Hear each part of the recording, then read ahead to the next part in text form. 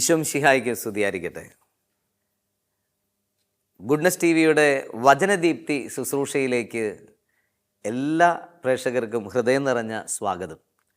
ഇന്ന് കർത്താവ് ദൈവവചനത്തിൻ്റെ മുമ്പിൽ നമ്മളെ ഒരുക്കിയിരിക്കുകയാണ്. ഈ കുറഞ്ഞ സമയങ്ങളിൽ നിങ്ങളോട് ദൈവവചനം പങ്കുവയ്ക്കുവാനും നിങ്ങളായിരിക്കുന്ന ഇടങ്ങളിൽ നിന്ന് വ്യത്യസ്തമായ സാഹചര്യങ്ങളിൽ വ്യത്യസ്ത ദേശങ്ങളിൽ അടുത്തും അകലെയുമായൊക്കെ ഇരുന്ന് വചനം ശ്രവിക്കാൻ ദൈവം നിങ്ങളെയും ഒരുക്കിയിരിക്കുകയാണ്. പ്രിയപ്പെട്ടവരെ, വചനം കേൾക്കാനായിട്ട് നമ്മുടെ ഹൃദയം നമുക്കൊന്ന് ഒരുക്കിയാലോ? യാക്കോബുസ്ലിഹായുടെ ലേഖനത്തിൽ 4-ാം അധ്യായം അതിൽ 8-ാമത്തെ വാക്ക് 7-8 വാക്യത്തിൽ നമ്മൾ വായിക്കും, ദൈവത്തോട് ചേർന്നിരിക്കുക, അവിടുന്ന് നിങ്ങളോടും ചേർന്ന് ഇരിക്കും. ദൈവത്തോട് ചേർന്നിരിക്കാൻ കിട്ടുന്ന ഒരു അരമണിക്കൂർ സമയമാണ് ഈ വചനചിന്തയുള്ളത്. ദൈവത്തോട് ചേർന്നിരിക്കുമ്പോഴാണ് നമുക്ക് സൃഷ്ടി സംഭവിക്കുക. നമുക്കെല്ലാവർക്കും അറിയാവുന്ന ചെറിയ പ്രതിഭാസമാണല്ലോ, തള്ളക്കോഴി മുട്ടയോട് ചേർന്നിരിക്കുമ്പോൾ 20-21 ദിവസം ചേർന്നിരുന്ന് കഴിയുമ്പോൾ മുട്ട വിരിഞ്ഞ് കോഴിക്കുഞ്ഞന്മാർ പുറത്തു വരും. എല്ലാവർക്കും അറിയാവുന്നൊരു സിമ്പിൾ മെത്തേഡാണ്, ഒരു നോർമലി ആയിട്ടുള്ളൊരു പ്രതിഭാസമാണ്. പ്രിയപ്പെട്ടവരെ, ചേർന്നിരിപ്പിനാണ് പ്രാധാന്യമുള്ളത്. എത്രയോ മുട്ട നമ്മൾ കഴിക്കുന്നുണ്ട്, ബുൾസൈ കഴിക്കുന്നുണ്ട്, ഓംപ്ലേറ്റ് കഴിക്കുന്നുണ്ട്, മുട്ട കറി വെച്ച് കഴിക്കുന്നുണ്ട്. എന്നെ കേൾക്കുന്ന നിങ്ങളെല്ലാവരും എന്തുമാത്രം വ്യത്യസ്ത ഡിഷാണ് മുട്ട കൊണ്ടുണ്ടാക്കുന്നത്. പക്ഷെ ഇതിലൊന്നും കോഴിക്കുഞ്ഞിനെ കാണാനില്ല. പക്ഷെ കോഴിക്കുഞ്ഞ് എവിടെയാണ് വരുന്നത്? അത് 20-21 ദിവസം ചേർന്നിരിക്കുന്ന മുട്ടയില്ല. ആ തള്ളക്കോഴി ചേർന്നിരിക്കുമ്പോൾ അല്ലെങ്കിൽ അതിനനുപാതമായിട്ടുള്ള ഒരു ഹീറ്റ് പ്രൊവൈഡ് ചെയ്യുമ്പോൾ മുട്ട വിരിഞ്ഞ് കോഴിക്കുഞ്ഞന്മാർ വരും. നമ്മളിലൊക്കെ സൃഷ്ടി സംഭവിക്കാനൊരു സാധ്യതയുണ്ട് പ്രിയപ്പെട്ടവരെ. എല്ലാ മുട്ടയിലും സാധ്യതയുണ്ട്. ചേർന്നിരിക്കുന്ന ചൂട് കിട്ടുന്ന മുട്ട മാത്രമേ അത് വിരിയത്തുള്ളൂ കൃത്യസമയത്ത്. നമുക്ക് തന്നെ അറിയാം, ചിലപ്പോൾ ചിലത് വിരിയത്തില്ല. ചില മുട്ടകൾ പൊരുന്ന് വയ്ക്കുമ്പോൾ വിരിയത്തില്ല. നമുക്കങ്ങനെ അറിയാലോ. എത്രയോ മുട്ട കേടായി പോകുന്നു. എന്നാൽ വേണ്ടത്ര ചൂട്, അതിനാനുപാതികമായി ചൂട് ലഭിക്കാതെ വരുമ്പോൾ അത് കേടായി പോകും. അതിൻ്റെ ദുർഗന്ധം വളരെ വലുതാണ്, നമുക്കറിയാം. എന്നതുപോലെ തന്നെ ദൈവവചനം എന്തിനാ ദൈവം നമുക്ക് പ്രൊവൈഡ് ചെയ്യുന്നത്? വേണ്ട ചൂട്, ദൈവവചനത്തിൻ്റെ ഹീറ്റ് നമുക്ക് പ്രൊവൈഡ് ചെയ്യുന്നതിന് വേണ്ടിയാണ്. നമ്മളിലും സൃഷ്ടിക്ക് സാധ്യതയുള്ള ചില കാര്യങ്ങളുണ്ട്. അത് ആത്മീയമായിട്ടായിരിക്കാം, ശാരീരികമായിട്ടായിരിക്കാം, ചില ചിന്താപരമായിട്ടുള്ള കാര്യങ്ങളായിരിക്കാം, ഏതെല്ലാം ചില തോട്ട്സുകൾ, ചില അറിവുകളിലെ മേഖലകളിലായിരിക്കാം. ദൈവം നമ്മളിലേക്ക് എന്തൊക്കെയോ സൃഷ്ടി നൽകാനായിട്ട് ആഗ്രഹിക്കുന്നു. ഒന്ന് കണ്ണടച്ച് നിങ്ങളായിരിക്കുന്ന ഇടത്തിരുന്ന് നമുക്ക് ദൈവവചനം കേൾക്കാൻ നമ്മുടെ ഹൃദയമൊരുക്കാം.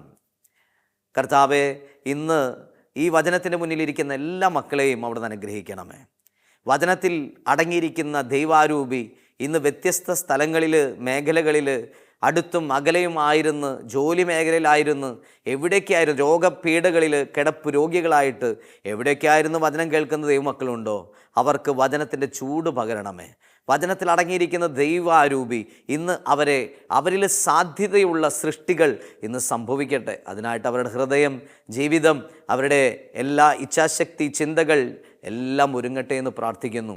അമ്മേ മാതാവേ, ഏറ്റവും അധികമായിട്ട് വചനത്തെ ഏറ്റെടുക്കുകയും അത് ലോകത്തിന് വിളമ്പുകയും ചെയ്ത അമ്മയോട് ചേർന്ന് ഈ സമയം ഞങ്ങൾ മാധ്യസ്ഥം വഹിക്കുന്നു. ഞങ്ങൾ പേരിന് കാരണഭൂതരായ വിശുദ്ധർ, കാവൽ മാലാഖെ, വചനം കേൾക്കാൻ ഞങ്ങളെ സഹായിക്കണമേ.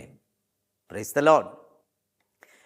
പ്രിയപ്പെട്ടവർ, ഇന്ന് വചനചിന്തയിൽ നിങ്ങളുടെ അടുത്തേക്ക് കൊണ്ടുവരാൻ ഉദ്ദേശിക്കുന്ന ചിന്ത വിശുദ്ധ മത്തായിയുടെ സുവിശേഷത്തിൽ 14-ാം അധ്യായം 22 തുടങ്ങി 33 വരെയുള്ള വചനഭാഗം.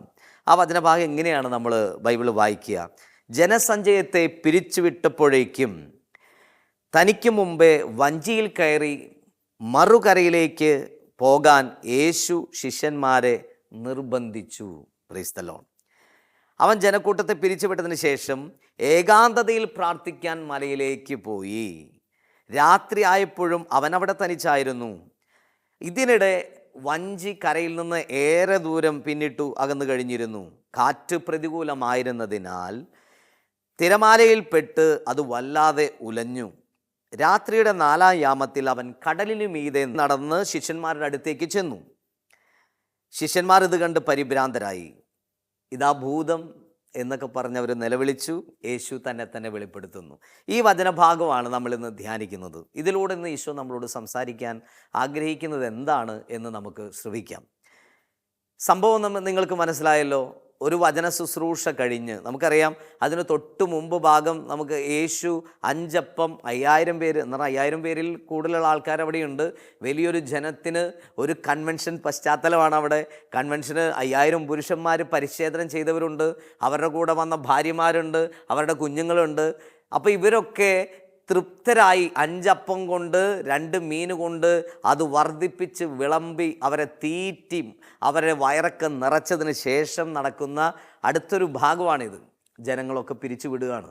ഭക്ഷിച്ച് തൃപ്തരായി അവരങ്ങനെ തൃപ്തിയോടെ മടങ്ങുന്ന സമയത്ത് യേശു ശിഷ്യന്മാരോട് നിർബന്ധിക്കുകയാണ്, നിങ്ങൾ മറുകരയിലേക്ക്. മാർക്കോസ് സുവിശേഷത്തിൽ എഴുതിയിരിക്കുന്നത്, യേശു ശിഷ്യന്മാരോട് പറഞ്ഞു ബെത്സൈദയിലേക്ക് പോകാൻ പറഞ്ഞു, മറുകരയിലേക്ക് പോകാൻ പറഞ്ഞു.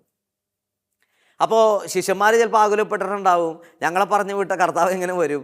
പക്ഷേ എന്തായാലും യേശു പറഞ്ഞതല്ല, അവരനുസരിച്ചു. അവർ വഞ്ചിയെടുത്ത് പോയി, ഒറ്റ വഞ്ചിയിലാണ് വന്നത്. എന്നിട്ട് യേശുവിനെക്കുറിച്ച് ബൈബിൾ പ്രതിപാദിപ്പിക്കുന്നത് എന്താണ്? അവൻ മലമുകളിലേക്ക് പ്രാർത്ഥിക്കാൻ പോയി. പല സുവിശേഷത്തിലും യേശു മലമുകളിലേക്ക് പോയി, അല്ലെങ്കിൽ വിജനദേശത്തേക്ക് പോയി എന്നൊക്കെ നമ്മൾ വായിക്കുന്നുണ്ട്, അല്ലേ? അവൻ കടൽ തീരത്തേക്ക് പോയി. അവിടെയൊക്കെ പ്രാർത്ഥനയുടെ ഭാഗമാണ് സുവിശേഷകർ സൂചിപ്പിക്കുന്നത്. ഇവിടെ അതുപോലെ തന്നെ യേശു പ്രാർത്ഥിക്കാനായിട്ട് മലയിലേക്ക് കയറിപ്പോയി. രാത്രി മുഴുവൻ അവിടെ തനിച്ചായിരുന്നു. 4-ാം യാമത്തിൽ അപ്പോൾ പ്രാർത്ഥിക്കുക. യഹൂദരൊക്കെ പ്രാർത്ഥിക്കുമ്പോൾ നമുക്കറിയാലോ, അവർക്ക് നീണ്ട ഷോള് തലേക്കൂടെയൊക്കെ ഇട്ട് മൂടി അങ്ങനെ പ്രാർത്ഥിച്ച് മുട്ടുകുത്തി രാത്രിയിൽ പ്രാർത്ഥിക്കുകയാണ്, പിതാവിനോട് ഒന്നായിരിക്കുന്ന സമയം. പ്രിയപ്പെട്ടവരെ, ഇവിടെ വളരെ ശ്രദ്ധേയമായിട്ടുള്ളൊരു കാര്യം, 4-ാം യാമത്തിലാണ് യേശു പ്രാർത്ഥന കഴിഞ്ഞിറങ്ങുന്നത്. നോക്കിയേ, തലേ ദിവസം കൺവെൻഷൻ ഈവനിങ്ങിൽ കഴിഞ്ഞ് തീർത്തിയിട്ട് ഈ ഇരുട്ടാവിന് മുമ്പ് ജനക്കൂട്ടത്തൊക്കെ പിരിച്ചുവിട്ട് ശിഷ്യരെ നിർബന്ധിച്ചു, എന്തിന് പോടവിടേക്ക് എന്ന് പറഞ്ഞു. അപ്പോൾ എന്തൊക്കെയോ ചെയ്യാനായിട്ട് കർത്താവ് മുൻകൂട്ടി ആഗ്രഹിച്ചിട്ടുണ്ട്, അതല്ലേ നിർബന്ധിച്ച് വിട്ടേക്കുന്നത്. പലരെയും നിർബന്ധിച്ച് വിടാറുണ്ട്, ചിലരെ ധ്യാനത്തിന് നിർബന്ധിച്ച് വിടാറുണ്ട്, അല്ലേ? അങ്ങനെ നിർബന്ധത്തോടു കൂടിയിട്ട് ശിഷ്യന്മാർ പോകണം. ശിഷ്യന്മാർ ആകുലപ്പെട്ട്, ഇങ്ങനെ കർത്താവ് വരും? വഞ്ചിയൊന്നും ഇല്ലല്ലോ, വെള്ളത്തിന് മൂടിക്കോളെ, കാരണം മറുകരയിലേക്ക് വരണമെങ്കിൽ വഞ്ചി വേണം. പക്ഷേ യേശു മുൻകൂട്ടി കണ്ടിട്ടുണ്ട് എന്തൊക്കെയോ ചെയ്യാൻ. അതെന്താണെന്നാണ് തുടർന്ന് കാണുന്നത്. യേശു 4-ാം യാമത്തിൽ ഇറങ്ങി വന്നു. യഹൂദരെ സമയക്കണക്ക് അടിസ്ഥാനപ്പെടുത്തിയിരുന്നത് യാമക്കണക്കില്ല. അപ്പോൾ പണ്ട് കാലത്ത് യഹൂദർ കണക്കാക്കിയിരുന്ന ഒരു സമയക്രമം എന്ന് പറഞ്ഞാൽ 3 യാമമായിരുന്നു. ഒരു യാമത്തിൽ 4, പകൽ 3 യാമം, രാത്രി 3 യാമം, അല്ലേ? സൂര്യോദയം മുതൽ അസ്തമയം വരെ 3 യാമം എന്ന് പറഞ്ഞാൽ ഒരു യാമത്തിൽ 4 മണിക്കൂർ. എന്നാൽ റോമൻ സമയക്രമം അനുസരിച്ച് നോക്കുമ്പോൾ നമ്മൾ 4 യാമത്തെയാണ് ബൈബിൾ കാണുന്നത്. പഴയ നിയമത്തിൽ, പഴയ പുസ്തകങ്ങളിലൊക്കെ നമ്മൾ 3 യാമം കാണുന്നത്. എന്നാൽ റോമൻ സമയക്രമീകരണം അനുസരിച്ച് 4 യാമം കാണുന്നുണ്ട്, അല്ലേ? ഒരു യേശുവിനെ ഒറ്റിക്കൊടുത്ത പത്രോസൊക്കെ 3-ാം യാമത്തിൽ കോഴി കൂവി എന്നൊക്കെ പറയുന്നുണ്ട്. 12 മുതൽ 3 വരെയുള്ള സമയമാണ് 3-ാം യാമം. അപ്പോൾ റോമൻ ഒരു സമയക്രമീകരണം അനുസരിച്ചാണെങ്കിൽ ഒരു യാമത്തിൽ 3 മണിക്കൂറാണുള്ളത്.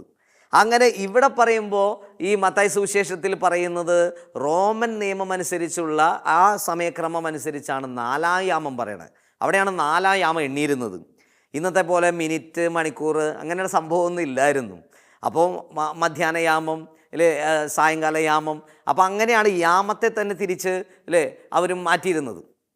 അപ്പോൾ ഇവിടെ യേശു 4-ാം യാമത്തിൽ പ്രാർത്ഥന നിർത്തി ഷോളൊക്കെ ധരിച്ച് അതേപോലെ ഇറങ്ങി കടൽ തീരത്തേക്ക് വന്നപ്പോൾ കണ്ടടാ വഞ്ചിയൊന്നുമില്ല, ഇനിയിപ്പോൾ എങ്ങനെ പോണ്ടേ? അപ്പോൾ യേശു മുൻകൂട്ടി കരുതിയിട്ടുണ്ട് എന്തൊക്കെയോ ചെയ്യാനായിട്ട്. അപ്പോൾ യേശു പെട്ടെന്ന് ശിഷ്യന്മാരെക്കുറിച്ച് ഓർത്തു, അല്ലേ? സങ്കീർത്തനം 33, 13, 14 നമ്മൾ വായിക്കും, കർത്താവ് കണ്ണ് തുറന്ന് തൻ്റെ മക്കളെ കാണുകയാണെന്ന്. കർത്താവ് അവിടെ നിന്ന് ഇങ്ങനെ ധ്യാനിച്ച് കഴിഞ്ഞപ്പോൾ ശിഷ്യന്മാരെക്കുറിച്ച് ബൈബിളിൽ എഴുതിയേക്കാണ്, കാറ്റ് അവർക്ക് പ്രതികൂലമായിരുന്നു. അവരെത്തേണ്ട സ്ഥലത്ത് എത്താൻ ഇതുവരെയും കഴിഞ്ഞിട്ടില്ല. തലേദിവസം പോയിട്ട് വെളുപ്പിന്, ഇപ്പോൾ ഇവിടെ 4-ാം യാമം എന്ന് പറഞ്ഞാൽ റോമൻ സമയ നിയമം അനുസരിച്ച് 4-ാം യാമം വെളുപ്പിന് 3 മുതൽ പ്രകാശം പറക്കുന്ന 6 മണി വരെയുള്ള സമയമാണ്. 3 മണിക്കൂർ സമയം. ഇതിലേത് സമയത്തായിരിക്കാം കർത്താവ് വന്നേക്കുന്നത്? അവിടെ ശിഷ്യന്മാർ അവരെക്കുറിച്ച് യേശു ഓർത്ത് കഴിഞ്ഞപ്പോൾ കണ്ണ് തുറന്ന് തൻ്റെ മക്കളെ ഒന്നും ധ്യാനിച്ച് കഴിഞ്ഞപ്പോൾ അവന്മാർ ഇവിടെ വഞ്ചിയിൽ കിടന്ന് തുഴഞ്ഞ് മരണപ്രയാസം നടത്തിക്കൊണ്ടിരിക്കുക എന്ന് പറഞ്ഞാൽ കാറ്റ് വളരെ പ്രതികൂലമായിരുന്നു. അവർക്ക് മുന്നോട്ട് സഞ്ചരിക്കാൻ കഴിഞ്ഞില്ല. എന്നാലും 2 പേര് തുഴയുമ്പോൾ നിങ്ങൾ ഓർത്ത് നോക്കിയേ, യേശുവിൻ്റെ ശിഷ്യന്മാരും മിക്കവരും നല്ല കരുത്തുള്ള ശരീരമുള്ള ആൾക്കാരാണ്. എന്ന് പറഞ്ഞാൽ പത്രോസികയുടെയൊക്കെ കൈക്കരുത്ത് വളരെ നല്ലതാണ്. എന്ന് പറഞ്ഞാൽ ചെറുപ്പം മുതലേ കടലിൽ പത്രോസും അന്ത്രോസും ഒക്കെ വലയിട്ടും വല വലിച്ചും അല്ലെങ്കിൽ പങ്കായം തുഴഞ്ഞൊക്കെ നല്ല കൈക്കരുത്തുണ്ട്. ഇവരുടെ കൈക്കരുത്തിൽ ജയിക്കാൻ പറ്റാത്ത വിധത്തിൽ ഒരു പ്രതികൂലത അവിടെയുണ്ട്. നമ്മുടെയൊക്കെ ജീവിതത്തിൽ നമ്മുടെ ബുദ്ധി കൊണ്ടും ശക്തി കൊണ്ടൊക്കെ ജയിക്കാൻ പറ്റാത്ത ഒരു പ്രതികൂല സാഹചര്യങ്ങൾ വന്ന് പെട്ടുകിടക്കില്ലേ, പിണഞ്ഞു പോകില്ലേ ജീവിതത്തിൽ? അവിടെ നമ്മൾ ആകെ ആകുലപ്പെട്ടു പോകില്ലേ? എത്ര ഉദ്ദേശിച്ചിട്ട് മുന്നോട്ട് പോകാൻ പറ്റണില്ല, വീണ്ടും തിരിഞ്ഞു പോവുക. പല വഴികളും നമ്മൾ പരിശ്രമിക്കും. ചില ആൾക്കാർ രോഗം വരുമ്പോൾ ആദ്യം പോയിട്ട് അലോപ്പതി നോക്കും, അതിൽ വിജയിക്കണില്ല. അപ്പോൾ പറയും ഹോമിയോ നല്ലതെന്ന് പറയും. അത് പറഞ്ഞ് കുറച്ച് കഴിയുമ്പോൾ പറയും ആയുർവേദം നല്ലതെന്ന് പറയും.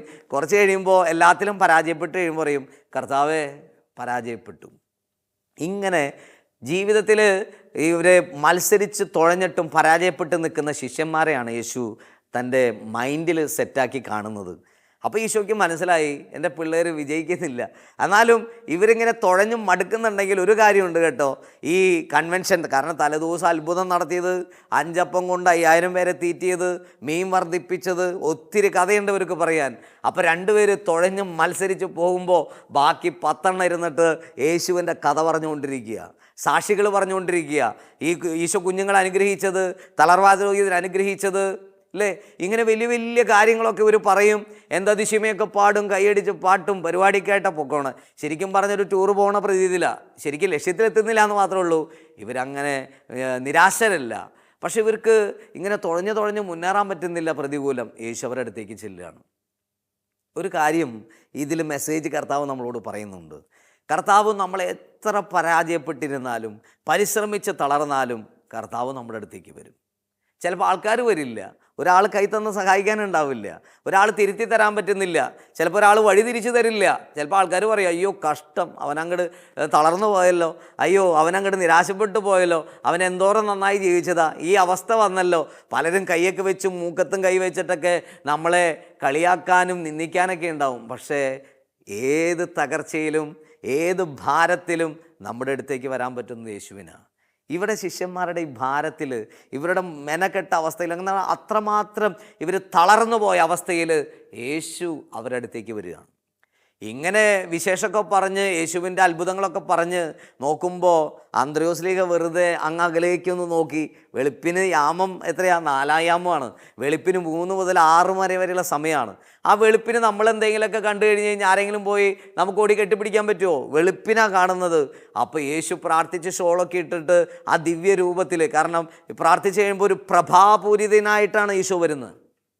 അത് കണ്ടപ്പോൾ തന്നെ അന്ത്രയോസ്ലീഹയ്ക്ക് ആകെ വെള്ളിടി വെട്ടി, ഉള്ളിൽ എന്തോ സംഭവം ഉണ്ടല്ലോ. അപ്പോൾ ഉറക്കുളച്ചിലുള്ള പരിപാടി ആയതുകൊണ്ട് ചിലപ്പോൾ അതുകൊണ്ട് തോന്നണമെന്ന് വിചാരിച്ചിട്ട് ഇത്തിരി ഉപ്പുകളൊക്കെ വാരി കണ്ണിലേക്ക് ഇട്ടിട്ട് ഈ അന്ത്രയോസ്ലീഹ വീണ്ടും നോക്കിയപ്പോൾ ഈ രൂപം അടുത്തേക്കാണ് വരുന്നത്. അപ്പോൾ അന്ത്രയോസ്ലീഹയ്ക്ക് ഉള്ളിൽ ഒരു പേടി പരക്കാൻ തുടങ്ങി. അപ്പോൾ ചേട്ടായിനെ വിളിച്ചു. ആരാ ചേട്ടായി? പത്രോസ്ലീഹ. ചേട്ടായി ഇങ്ങോട്ട് വന്നേ, ദേ ഒരു സംഭവമുണ്ട്, ദേ ഭൂതം വരുന്നു. ബൈബിൾ എഴുതിയേക്ക് നോക്കിയേ. ശിഷ്യന്മാർ പോലും യേശുവിനെ ഭൂതം എന്നാണ് വിളിച്ചത്. അവർക്ക് പോലും മനസ്സിലായില്ല. അവരിങ്ങനെ പരാതി പറഞ്ഞ് അടുത്ത സമാന്തര സുവിശേഷത്തിൽ മർക്കോസ് 6 യോഹന്നാൻ 6 ഒക്കെ പറയുന്നത് പ്രേതം, ചിലർ പറഞ്ഞു ഭൂതം എന്ന് പറഞ്ഞു. അങ്ങനെ ഇവർ കിടന്ന് മെനകെട്ട് ആകെ ആകുലപ്പെട്ട് പേടിച്ച് ഭൂതം പ്രേതം എന്നൊക്കെ പറഞ്ഞ് തുള്ളിച്ചാടാൻ തുടങ്ങി കഴിഞ്ഞപ്പോൾ, പേടിക്കാൻ തുടങ്ങിയപ്പോൾ വഞ്ചിയിലല്ലേ നിൽക്കണേ, ഒന്നാമത് തന്നെ കാറ്റ് പ്രതികൂലം, അതിൻ്റെ ഇടയിൽ ഇവർ തുള്ളാനും തുടങ്ങിയപ്പോൾ വഞ്ചി ഇങ്ങനെ കിടന്ന് ആടി ഒലയാനും സിനിമാറ്റിക് ഡാൻസ് കളിക്കാനും തുടങ്ങി. അപ്പോൾ ഇത് ഇപ്പോൾ ഒക്കെ കെട്ടിമറിഞ്ഞ് വെള്ളത്തിൽ പോകുന്ന ഈശോയ്ക്ക് മനസ്സിലായി, ഇനി അടുത്തേക്ക് പോയാൽ സംഗതി വഷളാവും. അതുകൊണ്ട് ഈശോ അകലെ നിന്നിട്ട് പറഞ്ഞു, മക്കളെ ഇത് ഞാനാണ്. മക്കളെ ഇത് ഞാനാണെന്ന് പറഞ്ഞപ്പോഴേക്കും തികഞ്ഞ ശാന്തത. കാരണം എപ്പോഴും കേട്ടുപരിചയമുള്ള 2-3 വർഷം കേട്ടുപരിചയമുള്ള ശബ്ദമാണ് ഗുരുവിൻ്റെ ശബ്ദം. പെട്ടെന്ന് അവർക്ക് ശാന്തത വന്നു. അവർ പറഞ്ഞു എടാ ഇത് നമ്മുടെ യേശുവാടാന്ന് പറഞ്ഞു. എല്ലാവരും വളരെ, അപ്പോഴും ചിലർ പറഞ്ഞു എടാ അല്ലെങ്കിൽ ഞാൻ പറഞ്ഞില്ല അത് യേശുവായിരിക്കും. അങ്ങനെയൊക്കെ ഉത്തരങ്ങൾ അവകാശപ്പെട്ട് നിൽക്കുന്നതിൻ്റെ ഇടയിൽ പെട്ടെന്ന് കണ്ടടാ വേറൊരു ചോദ്യം മുഴങ്ങി കേൾക്കുന്നു. കർത്താവേ അങ്ങാണെങ്കിൽ ഞാനും വരട്ടെ. ആരങ്ങനെ ചോദിച്ചേ? പത്രോസ്ലീഹ. ഇവിടെ എഴുതിയേക്കാണ്. പത്രോസ്ലീഹ എഴുന്നേറ്റെന്ന് ചോദിച്ചു, കർത്താവേ അങ്ങാണെങ്കിൽ ഞാനും വരട്ടെ ഇങ്ങയുടെ അടുത്തേക്ക്. അപ്പോൾ ശിഷ്യന്മാരൊക്കെ ആകുലപ്പെട്ടു. ഞങ്ങൾക്കൊക്കെ മനസ്സിലായി, എന്നിട്ടും ഈ പ്രമുഖനത് മനസ്സിലായില്ലേ, ഇല്ലേ, ശിഷ്യശ്രേഷ്ഠനത് മനസ്സിലായില്ലെന്ന് വിചാരിച്ചിട്ട് ഇവരിങ്ങനെ ആകുലപ്പെട്ട് നിൽക്കുക. പ്രിയപ്പെട്ടവരെ, പത്രോസ്ലീഹയെ കുറിച്ച് പലരും പറയാറുണ്ട്, പത്രോസ്ലീഹ സംശയിച്ചു, പരീക്ഷിച്ചു, ഇങ്ങനെയൊക്കെ പറഞ്ഞ് വ്യാഖ്യാനം കേൾക്കാറുണ്ട്. ഞാൻ ഈ വചനം ധ്യാനിച്ചു കഴിഞ്ഞപ്പോൾ എനിക്ക് തോന്നിയ കുഞ്ഞു ചിന്ത, പത്രോസ്ലീഹ ഇവിടെ ഇങ്ങനെ ചോദിക്കാനായിട്ട് ഒരു ഫ്ലാഷ് ബാക്ക് ഉണ്ട് എന്ന് പറഞ്ഞാൽ, പത്രോസ്ലീഹയ്ക്ക് കടൽ നന്നായിട്ട് അറിയാം. ചെറുപ്പം മുതൽ, കാരണം ഇവരുടെ കുലത്തൊഴിലാണ് മീൻപിടുത്തം. അതുകൊണ്ട് അപ്പൻ മുതലൊക്കെ കുഞ്ഞായിരിക്കുന്ന സമയത്ത്, ഇങ്ങനെ നടക്കുന്ന സമയത്ത് കടൽ തീരത്ത് വന്ന് നിറഞ്ഞ് കളിച്ച് നടന്ന ഒരു കാലം, കുട്ടിക്കാലം പത്രോസിക്കുണ്ട്, അന്ത്രോസിക്കുണ്ട്. കാരണം ഇവരൊക്കെ കുലത്തൊഴിലാണ് മീൻപിടുത്തം. അതുകൊണ്ട് കടൽ നന്നായിട്ട് അറിയാം, വേലിയേറ്റം വേലിയിറക്കം, എവിടെ മീൻ പിടിക്കണം, ഇതൊക്കെ നന്നായിട്ട് അറിയാം. അതുകൊണ്ട് നമ്മൾ ഉത്ഥാനത്തിന് ശേഷം ശിഷ്യന്മാർ ഇങ്ങനെ മീൻ പിടിച്ചുകൊണ്ടിരിക്കുമ്പോൾ തിബേരിയസ് കടൽ തീരത്ത് വന്ന് മീൻപിടുത്തം നടത്തുന്ന സമയത്ത് എല്ലാം അറിയുന്ന പത്രോസ്ലീഹ പരാജയപ്പെട്ട് നിൽക്കുന്നിടത്ത് യേശു പറയുന്നുണ്ട്, നീ വലതുവശത്തേക്ക് വലയിടണം. കടലിനെ കുറിച്ച് എല്ലാം പഠിച്ചിട്ടുണ്ട്, എല്ലാം അറിയാം, എങ്ങനെ മീൻ പിടിക്കണം എന്നറിയാം. പക്ഷേ ഇവിടെ പത്രോസ്ലീഹ ചിന്തിക്കുന്നത് എന്താണെന്നറിയാമോ? കടലിനെ കുറിച്ച് പലതും ഞാൻ പഠിച്ചിട്ടുണ്ട്, പക്ഷേ ഇപ്പോൾ യേശു ചെയ്ത പരിപാടി ഞാൻ പഠിച്ചിട്ടില്ല. യേശു എന്താ ചെയ്തത് പ്രിയപ്പെട്ടവരെ? വെള്ളത്തിന് മുകളിൽ കൂടെ നടന്നു വന്നു. എന്താ യേശു വെള്ളത്തിന് മുകളിൽ കൂടെ നടക്കാൻ കാരണം? യഹൂദരുടെ അവരുടെ ഉള്ളിലുണ്ടായിരുന്നൊരു വിശ്വാസം, അത് ഈ അന്തരീക്ഷ ശക്തികൾക്ക് ഒരു പ്രത്യേകതയുണ്ടെന്നും അതിനൊരു പ്രത്യേക ശക്തിയുണ്ടെന്നും അതിനൊരു ഭയപ്പാടോടെയും അല്ലെങ്കിൽ ദൈവതുല്യമായിട്ടൊക്കെ കണ്ടിരുന്ന ചില സമൂഹത്തിൻ്റെ മുകളിൽ യേശു ഒരു ചിന്ത വയ്ക്കുകയാണ്. യേശു എന്ന ഞാൻ ഈ അന്തരീക്ഷ ശക്തികൾക്കും എല്ലാ ശക്തികൾക്കും എല്ലാ ഭയത്തിനും മുകളിലുള്ളവനാണെന്ന് പ്രഖ്യാപിക്കുകയാണ്. Praise the Lord. ഉറക്കെ പറഞ്ഞേ ഹല്ലേലൂയ.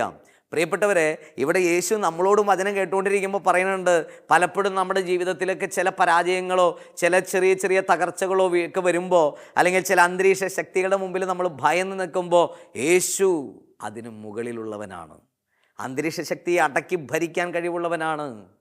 അപ്പോൾ അതുകൊണ്ട് ഇത് നമ്മൾ യേശു ബോധ്യപ്പെടുത്തുകയാണ്. അന്നുണ്ടായിരുന്ന സമൂഹത്തെ യേശു ബോധ്യപ്പെടുത്തിയതാണ് വെള്ളത്തിന് മുകളിൽ കൂടെ നടന്നിട്ട്. അങ്ങനെ വെള്ളത്തിന് മുകളിൽ കൂടെ നടന്ന സംഭവം കണ്ടു കഴിഞ്ഞപ്പോൾ പത്രോസിക്ക് സഹിച്ചില്ല. കാരണം ഞാനിത് മാത്രം പഠിച്ചിട്ടില്ലല്ലോ, ഇതും കൂടിയും പഠിക്കാൻ പറ്റിയാൽ നന്നായിരുന്നു. അതുകൊണ്ട് കർത്താവിൻ്റെ അടുത്തൊരു ഡിമാൻഡ് വെക്കുകയാണ്, കർത്താവെ ഞാനും വരട്ടെ അങ്ങയുടെ അടുത്തേക്ക്. യേശു അപ്പം തന്നെ പറഞ്ഞു, വന്നോളാൻ പറഞ്ഞു. പത്രോസിക ആദ്യമായിട്ട് ചെയ്യാൻ പോകുന്നൊരു പ്രവൃത്തിയാണ്, ആദ്യമായിട്ട് കടലിനെ കുറിച്ച് ചെയ്യുന്നൊരു പ്രവൃത്തിയാണ്, പഠിക്കുകയാണ്.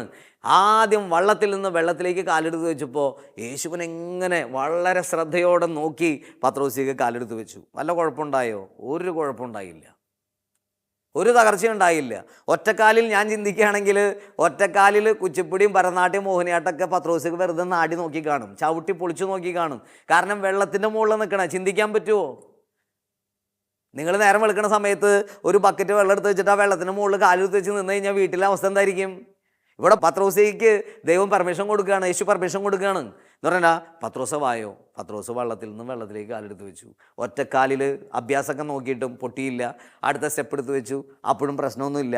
അപ്പോൾ ഉള്ളിൽ പത്രോസിക്ക് ഒരു ചിന്ത വരാൻ തുടങ്ങി, ഓക്കെയാണ്, ഞാൻ ഓക്കെയാണ്, കടലിനെ കുറിച്ച് ഈ പരിപാടി മാത്രം ഞാൻ പഠിച്ചിട്ടുണ്ടായില്ല, പക്ഷേ ഇത് ഞാൻ പഠിച്ചു. ഇങ്ങനെ ചിന്തിച്ചൊരു 4-5 സ്റ്റെപ്പ് മുന്നോട്ട് വന്നു കഴിഞ്ഞപ്പോൾ പത്രോസിയുടെ ഉള്ളിലൊരു തീരുമാനം വന്നു. എന്താണ് ആ തീരുമാനം എന്നറിയാമോ? ഇതും ഞാൻ പഠിച്ചു എന്ന് വിചാരിച്ചു കഴിഞ്ഞപ്പോൾ യേശുവിൽ നിന്ന് കണ്ണെടുത്ത വശം ബൈബിളിൽ എഴുതിയേക്കുന്നത് ഇങ്ങനെയാണ്, അവൻ അന്തരീക്ഷം കണ്ട് പതറി, അവൻ പറഞ്ഞു ഇപ്പം ഞാൻ ചാവുമെന്ന് പറഞ്ഞു. അപ്പം തന്നെ വെള്ളത്തിലേക്ക് പോയി. പ്രിയപ്പെട്ടവരെ, വലിയൊരു മെസ്സേജ് കർത്താവ് ഈ ഒരു ഭാഗത്തിലൂടെ നമുക്ക് തരാനുണ്ട്. നമ്മൾ യേശുവിനെ നോക്കിയാണ് നമ്മുടെ യാത്ര എന്നുണ്ടെങ്കിലുണ്ടല്ലോ, നമുക്ക് അങ്ങനെ വലിയ തകർച്ച ഉണ്ടാവില്ല. ഇനി തകർച്ച വന്നാലോ, ഇനി മുഴുവനും ശരിയാണെന്ന് ഞാൻ പറയത്തില്ല. യേശുവിൻ്റെ കൂടെ വരുന്നവർക്ക് കഷ്ടപ്പാട് ഉണ്ടായിട്ടുണ്ട്, വേദന ഉണ്ടായിട്ടുണ്ട്, അല്ലേ?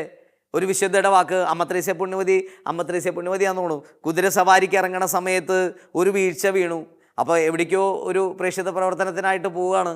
അപ്പോൾ കുതിര സവാരി ചെയ്യാനായിട്ട് കാലെടുത്ത് വെച്ചപ്പോഴേക്ക് സ്ലിപ്പായി, കുതിര അനങ്ങാണ്ട് ചെയ്തു.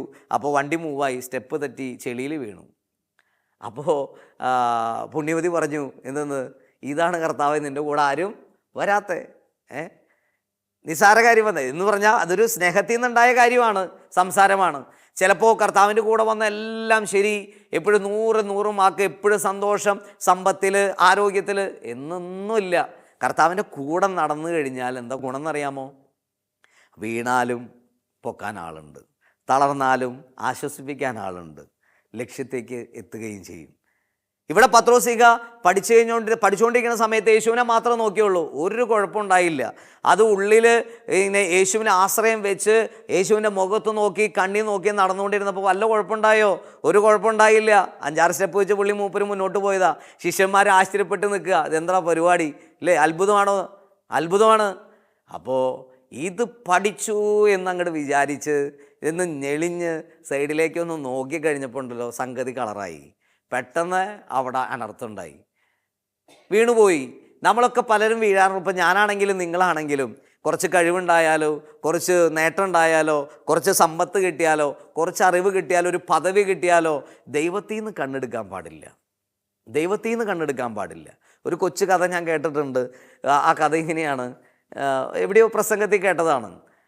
ഒരു വലിയ ഉയർന്ന കെട്ടിടത്തിന് മുകളിൽ ഒരാൾ അകപ്പെട്ടു പോയി. ആൾക്ക് ഒരു ലിഫ്റ്റ് ഇല്ല, ഒരു ഗേറ്റ് ഇല്ല, ഒന്നും ഒരു വഴിക്ക് ഇറങ്ങാൻ പറ്റുന്നില്ല. അകപ്പെട്ട് കഴിഞ്ഞപ്പോൾ ഇദ്ദേഹത്തിന് ആകെ ഉള്ളത് എന്താണ്? കയ്യിലുള്ളത് എന്തെങ്കിലുമൊക്കെ താഴേക്ക് എറിഞ്ഞ് ഈ മുകളിൽ ഞാനുണ്ടെന്ന ആൾക്കാരെ കൂടെ നോക്കാം, ഒന്ന് അവരുടെ ശ്രദ്ധ കിട്ടാൻ വേണ്ടി അദ്ദേഹത്തിൻ്റെ കയ്യിലുണ്ടായ പണം അതിങ്ങനെ വാരി മുകളിൽ നിന്ന് എറിയാൻ തുടങ്ങി. അപ്പോൾ താഴെ വീഴുന്ന പൈസ കണ്ടിട്ട് ആൾക്കാർ, ജനം വന്ന് ആ പേഴ്സിലുണ്ടായ പൈസ തീരും വരെ ഓടി വന്നെടുത്ത് അവർ മുകളിലേക്കൊന്നും നോക്കിയില്ല, കിട്ടുന്നത് എടുത്തിട്ട് വേഗം പറക്കിയെടുത്ത് അവർ പോയി. അവസാനം അദ്ദേഹത്തിൻ്റെ എല്ലാം ചില്ലറ തൊട്ടുപോലെ അദ്ദേഹം താഴേക്ക് ഇട്ടു, അതുപോലെ ആൾക്കാർ എടുത്തുകൊണ്ട് പോയി, പക്ഷെ മുകളിലേക്ക് നോക്കിയില്ല. അദ്ദേഹത്തിൻ്റെ വസ്ത്രൂരി താഴേക്ക് എറിഞ്ഞു നോക്കി, ആ കിട്ടിയതെടുത്തിട്ട് ആൾക്കാർ പോയി, ആരും മുകളിലേക്ക് നോക്കിയില്ല. സൈ ഇട്ട് കഴിഞ്ഞപ്പോൾ അദ്ദേഹം എന്ത് ചെയ്തെന്നറിയാമോ? അവിടെ മുകളിൽ കിടന്ന കുറച്ച് കല്ലുകൾ അതെടുത്ത് താഴേക്ക് എറിയാൻ തുടങ്ങി. താഴേക്ക് ഇറങ്ങി കഴിഞ്ഞപ്പോൾ ചിലരുടെ തലേ വീണു. അപ്പോൾ അവർ മുകളിലേക്ക് നോക്കി. ആ കല്ലിൻ്റെ വീഴ്ച. സമ്പത്ത് കിട്ടുമ്പോൾ അല്ലെങ്കിൽ അനുഗ്രഹം കിട്ടുമ്പോൾ ഒരാളും ദൈവത്തിലേക്ക് നോക്കണില്ല. തകർച്ച വരുമ്പോൾ, വീഴ്ച വരുമ്പോൾ മുകളിലേക്ക് നോക്കും. Praise the Lord. അവർക്ക് പറഞ്ഞേ ഹല്ലേലൂയ. ദൈവം നമ്മളോട് സംസാരിക്കുന്നത് ഇന്ന് ഇങ്ങനെയാണ്. ഏത് അനുഗ്രഹം നമുക്കുണ്ടായാലും, എത്ര ഉയർച്ച ഉണ്ടായാലും, സമ്പത്തിലും പ്രൗഢിയിലും നമ്മൾ വളർന്നാലും, സ്ഥാനമാനങ്ങളിൽ ഉയർന്നാലും ദൈവത്തിനെ നോക്കി നമ്മൾ നടക്കണം. അതിന് വേണ്ടിയിട്ടാണ് ദൈവം ഈ ട്രെയിൻ ചെയ്യുന്നത്, അതിന് വേണ്ടിയിട്ടാണ് നമുക്ക് ബ്ലെസ്സിങ്സ് തരുന്നത്. പക്ഷേ പത്രോസിക ഇവിടെ വീണുപോയി, പരാജയപ്പെടുക. അപ്പം തന്നെ കർത്താവ് ചോദിക്കുന്നുണ്ട്, അല്പവിശ്വാസി എന്നും പറഞ്ഞ് ഒരു വിളിപ്പേരും അവിടെ കൊടുക്കുന്നുണ്ട്. പിടിച്ച് വള്ളത്തിലേക്ക് ഇട്ടു. രക്ഷിക്കാൻ ആളുണ്ട് കേട്ടോ, യേശുവിൻ്റെ കൂടെ ആയതുകൊണ്ട്, യേശുവിനെ നോക്കി നടക്കുകയായിരുന്നുകൊണ്ട്. അതുകൊണ്ട് പ്രിയപ്പെട്ടവരെ, ഇന്ന് നമ്മുടെയൊക്കെ ജീവിതം കർത്താവിനെ നോക്കി നടക്കുന്നതാകട്ടെ എന്നുള്ളതാണ് ഇന്നത്തെ ആശയം. അവിടെ വീണാലും തകർന്നാലും തളർന്നാലും താങ്ങാൻ ആളുണ്ട്. ചിലപ്പോൾ ഒരു പരാജയം ഉണ്ടാകാം, ഉണ്ടായിക്കൂടുന്നില്ല. ചിലപ്പോൾ വീഴ്ച ഉണ്ടാകാം, അനർത്ഥങ്ങൾ പ്രതീക്ഷിക്കാത്തത് വരാം. പക്ഷെ അവിടെ ഒന്നും തളരാതെ നിൽക്കാൻ പറ്റണമെങ്കിൽ നമ്മൾ യേശുവിനെ നോക്കണം. യേശുപ്രവചനം 41:10 നമ്മൾ വായിക്കും, ഭയപ്പെടേണ്ട, ഞാൻ നിൻ്റെ കൂടെയുണ്ട്. എൻ്റെ വിജയകരമായ കൈകൊണ്ട് ഞാൻ നിന്നെ പിടിച്ചിരിക്കുന്നു, നീ തളരണ്ട. എന്തോ ആശ്വാസമുള്ള വാക്കാണ്. നോക്കിയേ പ്രിയപ്പെട്ടവരെ. ഇവിടെ നമ്മൾ 42 ഏഷ്യ 42 നമ്മൾ 3 വായിക്കുന്നുണ്ട്, അഗ്നിയിലൂടെ നടന്നാലും നിന്നെ പൊള്ളലേൽക്കില്ല, സമുദ്രത്തിലൂടെ നീ കടന്നു പോയാലും നിന്നെ അത് മുക്കിക്കളയില്ല, കർത്താവ് കൂടെയുള്ളപ്പോൾ. പ്രിയപ്പെട്ടവരെ, ഇന്ന് ദൈവം നമ്മളോട് സംസാരിക്കുക എന്താണ്? കർത്താവിനോട് കൂടെയുള്ള യാത്ര. അത് ആനന്ദമാണ്, അത് വളരെ ആശ്ചര്യം നിറഞ്ഞതായിരിക്കും. പത്രോസിനെ പോലെ ചെയ്യാൻ പറ്റാത്ത പല കാര്യങ്ങളും ചെയ്യാനുള്ള ഒരു ഉറവിടം ദൈവം നമുക്ക് പ്രൊവൈഡ് ചെയ്യും. എന്തിനു വേണ്ടിയിട്ടാണ്? ദൈവത്തിൻ്റെ കൂടെ നിൽക്കാനാണ്, അതിൽ അഹങ്കരിക്കാനല്ല. ചിലപ്പോൾ സമ്പത്തിൽ വലിയ ഉയർച്ച നമുക്ക് തരാം, അത് അഹങ്കരിക്കാനല്ല, ദൈവത്തെ നോക്കാനാണ്. ദൈവത്തെ നോക്കി നടക്കുമ്പോൾ നമുക്ക് തകർച്ച വന്നാലും, വീഴ്ച വന്നാലും, പരാജയം വന്നാലും ദൈവം നമ്മളെ അതിന് അടുത്ത വഴി, അടുത്ത സ്റ്റെപ്പിലേക്ക് നമ്മൾ ഉയർത്തും. ഇന്ന് ദൈവവചനം വ്യത്യസ്തമായ സ്ഥലങ്ങളിൽ കേട്ടുകൊണ്ടിരിക്കുമ്പോൾ പ്രിയപ്പെട്ടവരെ, ദൈവം നമ്മളോട് സംസാരിക്കുക. കർത്താവ് ഉദ്ദേശിച്ചത് എന്താണ്? ശിഷ്യന്മാരെ ഈ കാര്യം പഠിപ്പിക്കാനാണ്. അതുകൊണ്ട് നിർബന്ധിച്ച് അവരോട് പറഞ്ഞു, ബെത്സയിദയിലേക്ക് പോ. നിർബന്ധിച്ചാ വിട്ടെ, ശിഷ്യന്മാരെ ഇഷ്ടപ്പെട്ടു പോയതൊന്നുമല്ല. എന്തിനാ ഈ നിർബന്ധിച്ച് വിട്ടത്? അതുകൊണ്ടാണ് ഈ കാര്യം അവരെ പഠിപ്പിച്ച്, ശിഷ്യന്മാരെ പഠിപ്പിച്ച് എന്തെന്ന്? ദൈവത്തെ നോക്കിയാണ് നടക്കേണ്ടത്, ദൈവത്തോട് ചേർന്നിരിക്കുക. ആദ്യം നമ്മൾ കേട്ട കാര്യം എന്താണ്? യാക്കോബ് 4:8 ദൈവത്തോട് ചേർന്നിരിക്കണം. ചേർന്നുള്ള യാത്ര അത് സുഗമമാണ് കേട്ടോ. ഇത്തിരി ചിലർക്ക് പരിക്കും വേദനകളൊക്കെ ഉണ്ടായിരിക്കും. എറണാകുളത്തുണ്ടായിരുന്ന ജീസസ് യൂത്തിലുണ്ടായിരുന്ന അഞ്ജന എന്ന് പറഞ്ഞ ജീസസ് യൂത്തുകാരി എന്തൊരു വേദനയിലും എന്തുമാത്രം സന്തോഷത്തിലാണ് ആ ജീവിതം അവസാനിച്ചതെന്ന് നമുക്കറിയാലോ. ഒരുപക്ഷെ നിങ്ങൾ കേട്ടിട്ടുണ്ടായിരിക്കും സോഷ്യൽ മീഡിയയിൽ. അത്രയും പെയിനുള്ള ഒരു രോഗാവസ്ഥയിലായിരുന്നിട്ട് പോലും ഒരു ദിവസം പോലും ഈശോയെ സ്വീകരിക്കാതെ ഇരിക്കാൻ കഴിയാതെ ആ വേദനയിലും ഈശോയിൽ ആനന്ദം കണ്ടെത്തുന്ന ഒരു യുവതിയെ നമ്മൾക്കറിയാം.